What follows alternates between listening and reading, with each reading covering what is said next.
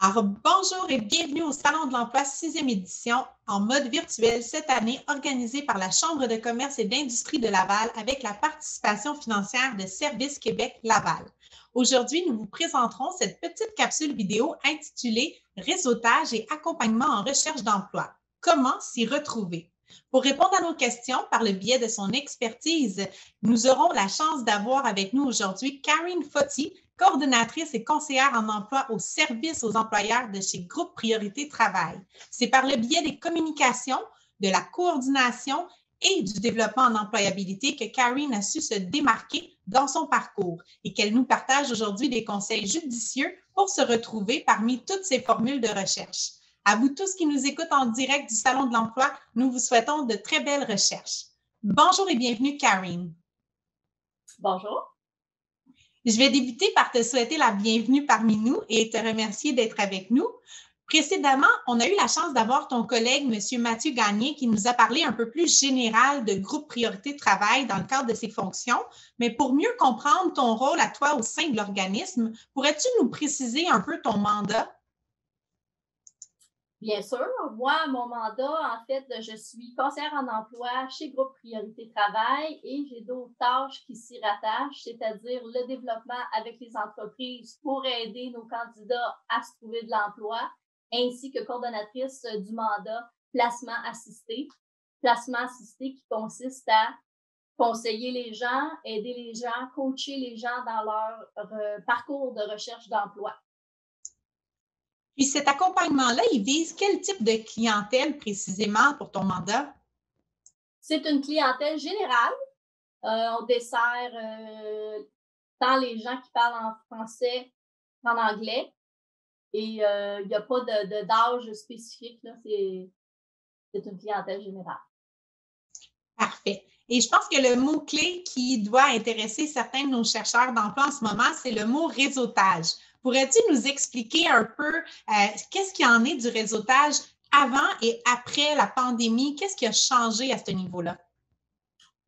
Ce qui a changé, en fait, c'est le nouveau terme qu'on utilise, le présentiel. Donc, ce qu'on voyait beaucoup avant la pandémie, c'était des réseautages en présence, c'est-à-dire on se déplaçait vers les endroits où on offrait du réseautage. Donc, c'était souvent indiqué, soit dans les chambres de commerce, soit dans les différents ordres, soit l'ordre des ingénieurs, l'ordre des infirmières ou sur les sites Internet où est-ce qu'il indiquait clairement qu'il y avait du réseautage pour certains secteurs d'activité. Donc, nous, on se tient toujours à l'affût de ça en tant que conseiller en emploi pour aviser nos clients afin qu'ils puissent se déplacer à ces endroits-là. Ça, c'était avant la pandémie. On coachait aussi nos clients à l'effet comment se présenter parce que quand tu arrives dans une soirée réseautage ou un dîner ou un après-midi, il faut que tu saches te présenter parce que tu te vends toi-même. Donc, tu es ton propre produit. Tu dois te déplacer vers les gens qui sont là et voir un peu ce qui se passe là, dans la soirée puis expliquer que toi, tu es à la recherche d'un emploi. Et maintenant, ce qu'on voit, les choses ont changé, on a pris une autre tangente, on s'en va vers le Zoom. Le Zoom ou l'autre plateforme qui est Teams. Donc, même type de rencontre, sauf que là, c'est virtuel. Donc, les gens sont assis et puis ils discutent entre eux à travers la caméra. Donc, ils se présentent et puis ils expliquent un peu ce qu'ils recherchent comme type d'emploi. Puis, à ce moment-là, les contacts se font, puis ça fait boule de neige et la personne peut peut-être obtenir une entrevue parce qu'on sait très bien que c'est en voyant la personne que c'est plus facile par la suite de déterminer là, les besoins. Bien, pas les besoins, mais en fait, si le client répondrait bien aux besoins de l'employeur. Puis, au niveau du réseautage, justement, en mode visioconférence, est-ce que tu dirais que ça améliore les chances de réseautage? Est-ce que tu dirais qu'il y a des défis additionnels? Comment est-ce que tu le situes par rapport à tes chercheurs d'emploi qui viennent te voir? C'est sûr que ça dépend toujours de la personnalité du candidat. Donc, il faut être quand même à l'aise de parler devant une caméra. Comme en ce moment, j'ai une interaction avec toi, mais c'est seulement visuel. je n'ai pas d'interaction physique. Donc, ça prend un certain temps, je vous dirais, avant de s'acclimater. On se dit aussi qu'on rencontre un employeur, donc on se doit d'être dans une tenue convenable, dans un environnement convenable aussi. Les gens, des fois, ils ne pensent pas nécessairement à ça, mais c'est un tout, là. Donc, c'est sûr que la proximité est très, très différente. Donc, quand la personne, déjà en présentiel, est mal à l'aise, peut-être qu'elle va être plus à l'aise devant un écran. Ça dépend vraiment de la personnalité du candidat. Ouais. Puis ça, j'imagine, parce que, tu sais, au niveau réseautage, avant, on ciblait des activités puis on se présentait parce que c'était intéressant. Comment est-ce qu'on peut cibler des réseautages? Parce que c'est un peu privé, le mode visioconférence. Comment est-ce qu'on peut savoir quel réseautage s'adresse à notre domaine d'activité quand on est un chercheur d'emploi? Bien, on a toujours encore les chambres de commerce. On a encore aussi LinkedIn. LinkedIn est un excellent site Internet où est-ce qu'il y a beaucoup d'informations. C'est pas juste d'y mettre son profil, mais c'est-à-dire de fouiller de l'information. Il y a de l'information aussi privilégiée qui arrive. Donc, c'est à ces endroits-là qu'on peut retrouver le fait. C'est sûr que c'est pas aussi présent qu'avant la pandémie, là. Ça, on s'entend là-dessus. Mais par contre, il y en existe quand même là, des endroits où est-ce qu'on peut trouver du réseautage là, en ligne.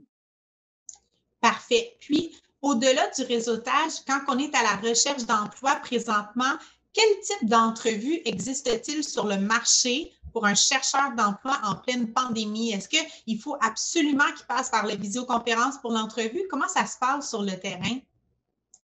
Actuellement, on voit des employeurs qui préfèrent la vidéoconférence, puis on en a d'autres aussi que c'est en présentiel. Donc, on a les deux. On a les deux types d'entrevues en ce moment. Donc, tout ce qui est, il prévoit le sanitaire, là, donc, il prévoit ça en présentiel, mais sinon, c'est en vidéoconférence. Est-ce qu'on peut, selon certains types de profils, dire qu'il est plus adéquat de dire à un employeur, moi, je préfère te voir en personne? Est-ce qu'on a parce que tu ne veux pas avec toutes les règles au niveau sanitaire, est-ce que c'est quelque chose qui peut quand même être fait si on n'est pas nécessairement à l'aise ou qu'on ne comprend peut-être pas la technologie à ce niveau-là? Vous voulez dire si l'employeur va donner deux options au candidat, vous voulez dire, Oui, ou ou si c'est le peut-être à candidat? l'inverse. Oui, c'est ça, sur le chercheur d'emploi. Est-ce qu'il y a possibilité pour lui de dire, bien, moi, je préfère telle méthode? Est-ce que c'est quelque chose qu'on voit aujourd'hui, peut-être avant qu'on ne voyait pas? Est-ce que c'est une option qui s'offre aux candidats? Bien, c'est sûr que moi, je le dis au candidat parce que ça fait partie de la démarche d'emploi avec le candidat. Nous, on parle beaucoup, là.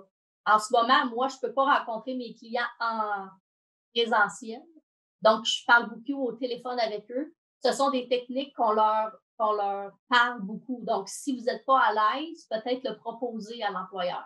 Est-ce que vous êtes ouvert à ce qu'on fasse un Zoom? Est-ce que vous êtes ouvert à ce qu'on fasse un Teams? Parce que moi, pour le moment, je ne suis pas à l'aise de me déplacer. C'est quelque chose qui peut. Mais ça, il faut regarder l'ensemble de la situation parce que ça dépend toujours de l'emploi. Si on a regardé l'offre d'emploi puis l'employeur s'attend que le candidat est au travail, ben, il faut qu'il soit à l'aise aussi d'aller en entrevue au travail. Donc, c'est très, très contextuel. Ça dépend vraiment du type d'emploi recherché. Puis on voit, mais oui, les employeurs, ils ont une certaine ouverture avec ça parce que la situation est en ce qu'elle est. Parfait. Puis si on se met dans la tête d'un chercheur d'emploi qui aujourd'hui justement se questionne à ce niveau-là, comment est-ce qu'il fait pour prendre contact avec toi ou ton équipe à ce niveau-là? Par quelle démarche il doit passer pour pouvoir justement savoir un peu plus là, sur sa situation, qu'est-ce qui s'adresse à lui ou comment bien se préparer? Pour avoir droit à nos services, vous voulez dire? Oui. Dans un premier temps, c'est sûr que nous, on fait de la publicité. On a quand même aussi une page Facebook. C'est sûr que notre partenaire principal, c'est Emploi Québec. Donc, eux nous réfèrent des clients. On donne des sessions d'information. Donc, les gens qui font une demande d'assurance-emploi sont convoqués pour assister à une séance d'information. À ce moment-là, on leur explique les services, pas simplement de notre organisme, mais de tous les organismes. Mais c'est à travers cette présentation-là qu'ils peuvent nous connaître, puis adhérer à un de nos services qu'on propose. Si tu aurais un bon conseil à donner justement aux chercheurs d'emploi qui aujourd'hui vont peut-être rencontrer plusieurs employeurs comme ça, ce serait quoi le meilleur conseil que tu pourrais donner pour quelqu'un qui va avoir à justement faire peut-être beaucoup de visioconférences dans sa journée et que c'est sa première fois?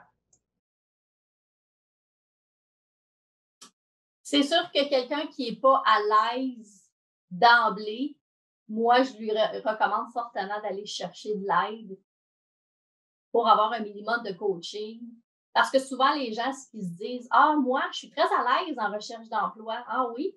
Alors là, tu leur demandes, c'est quoi tu fais comme recherche d'emploi? Ben, je fais ça, je fais ça.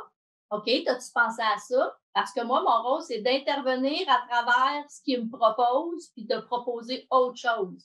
Donc, c'est sûr qu'on est tous capables de faire notre propre recherche d'emploi. Mais moi, je dis toujours aux gens, si j'ai besoin d'aller consulter un avocat, je n'irai pas voir un plombier, voyez-vous. Donc, une conseillère ou un conseiller en emploi est là pour guider, coacher les gens en recherche d'emploi dans le but d'obtenir un emploi. Surtout en pandémie, il y a des trucs et astuces qui existent pour accélérer le pas afin que le candidat se retrouve en emploi. Donc, moi, je dirais, allez chercher de l'aide. Si c'est ça que vous avez besoin, on est là pour vous aider, pour vous guider à travers ce processus-là. Est-ce que ton mandat personnel va jusqu'à ce qu'il décroche l'emploi ou est-ce qu'il va dans la préparation pour par la suite voler de ses propres ailes? Comment est-ce que ça fonctionne dans ce niveau-là? Bien, nous, on l'accompagne tout au long du parcours. En fait, il arrive chez nous, il est sans emploi. Donc, on est dans le parcours avec lui. Le CV, souvent, on refait le CV. Ensuite de ça, c'est les différentes techniques de recherche d'emploi. Comment je vais faire pour que le téléphone sonne? Première chose, si on voit qu'actuellement, on fait de la recherche par nos propres moyens puis le téléphone ne sonne pas, il faut se poser des questions. Parce que ce n'est pas parce qu'on est en pandémie que la recherche d'emploi ne fonctionne pas. Nous, on a des gens en emploi puis on est en pandémie actuellement. Donc, dans un premier temps, il faut que le CV réponde aux besoins des employeurs. Donc, si le téléphone ne sonne pas, on doit se poser des questions. Ensuite de ça, il y a les différentes techniques de recherche d'emploi. Puis, la grosse partie, selon moi, c'est la préparation d'entrevue. Donc, comment se vendre à un employeur? Comment se présenter en entrevue? Quoi dire et ne pas dire? Comment le dire? Parce que tout se dit, mais il y a une façon de le dire. Puis, à travers ça, ce n'est pas de rester inactif parce qu'on envoie notre CV, mais on doit toujours rester proactif. Donc, le fait d'avoir un conseiller en emploi, ça fait en sorte qu'il y a un suivi avec le candidat. Puis, c'est de se poser la question, qu'est-ce qui fait aussi que ça ne fonctionne pas? Et c'est de revoir les méthodes de recherche d'emploi et c'est de garder le candidat constamment en action à travers le parcours.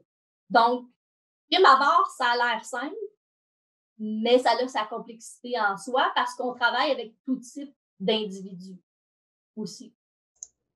Bien, merci énormément pour tous tes conseils aujourd'hui. C'est très apprécié. On l'apprécie énormément. Je pense que les chercheurs d'emploi vont avoir quelques astuces pour justement bien se préparer ou même pouvoir rencontrer quelqu'un avec une expertise qui va pouvoir les aider à travers leur recherche.